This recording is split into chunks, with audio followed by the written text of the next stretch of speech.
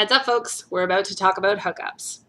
This is going to be the first of 3 videos going over some safety and exploring sexy spaces. So when I say sexy spaces, I mean spaces that are either sex positive, that is, they have a culture where sex is seen as something, sex and sexuality is seen as something that is completely normal and a holistic part of your life, and really more your business than anyone else's, provided you're doing it in a consensual manner. It leaves a lot of room for people to do them however they feel, whether you want to have lots of sex with people or have sex with just some regular partners or have no sex at all. All those things fall under the umbrella of sex positivity. Sexy spaces also include spaces where sex can happen. So maybe that's your local BDSM club, maybe it's your local swingers club, maybe it's a well-known park that everyone knows cruising happens at, maybe it's the back room of a bar. Some of these spaces aren't sex positive. They can be downright sex negative and really have a lot of judgments around them, but there is a lot of overlap between sex positive spaces and spaces where sex can happen, and there's a lot of free-flowing people between these spaces. So for my mileage, it's easiest to just talk about sexy spaces as both sex positive and or spaces where sex can happen. Now, when I talk about safer, I'm going to be really careful to use the word safer and not safe, because I think what's safe for one person isn't necessarily safe for another person, and I think that's an individual choice we have to make.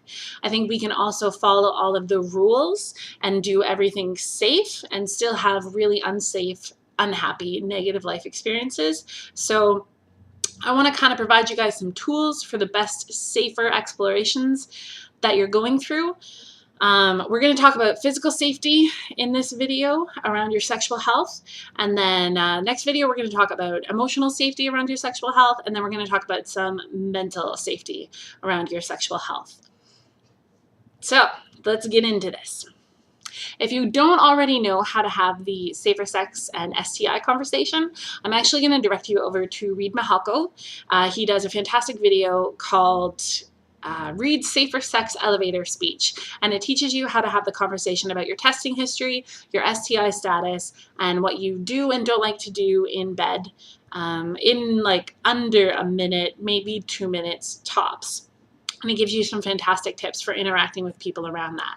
I'm going to put the link down there in the description, or if you can remember readaboutsex.com, you'll also be able to find it there.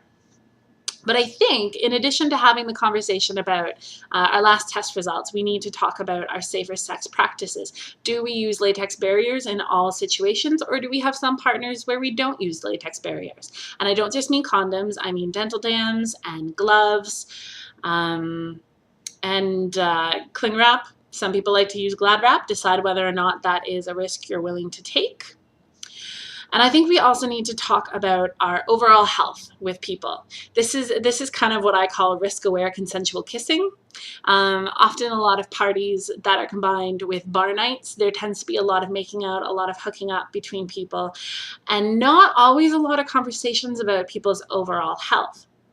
So like, have you had mono recently? Are you recovering from a cold or flu? Do you have cold sores? You might not think that cold sores are a really big deal, but they're actually HSV1, oral herpes. And that is something you can transmit to people even when you aren't having any visible symptoms. So that's stuff to be aware of. Why does this stuff matter?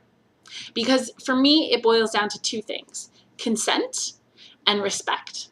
Number 1, I want my partners to be consensually engaging in what they're doing. And if I'm misrepresenting the situation, or if I feel the situation is being misrepresented to me, like maybe you have strep throat and you didn't mention that before we started kissing, and now I have strep throat, I'm on the hook for maybe time off work while I heal.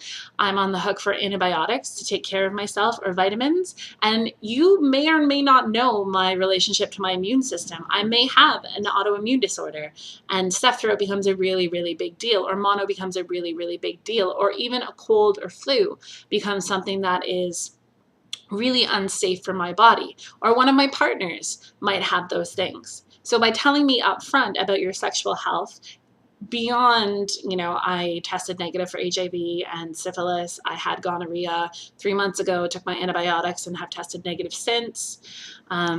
By extending the conversation to your overall health, you give people a much clearer picture and give them the proper ability to opt in with full consent.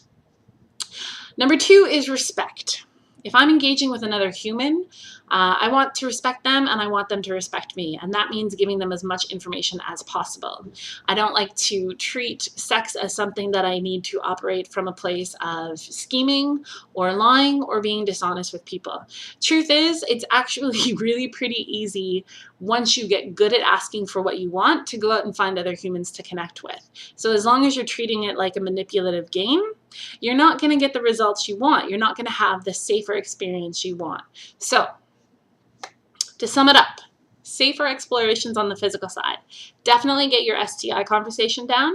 Definitely get your sexual health practices down in terms of safer sex connections and what you like around that, be that latex or not latex.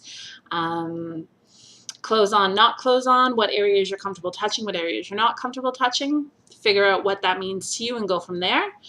And then make things as consensual as possible and show respect to your partners. We're getting to the 6-minute mark, which means this is a long video. So hopefully that answers some questions for you guys. If you have any further questions, feel free to leave them in the comment section below. And next video, we're going to cover either emotional safety or mental safety. Haven't quite decided yet. We'll see how I feel on the day of record. Bye.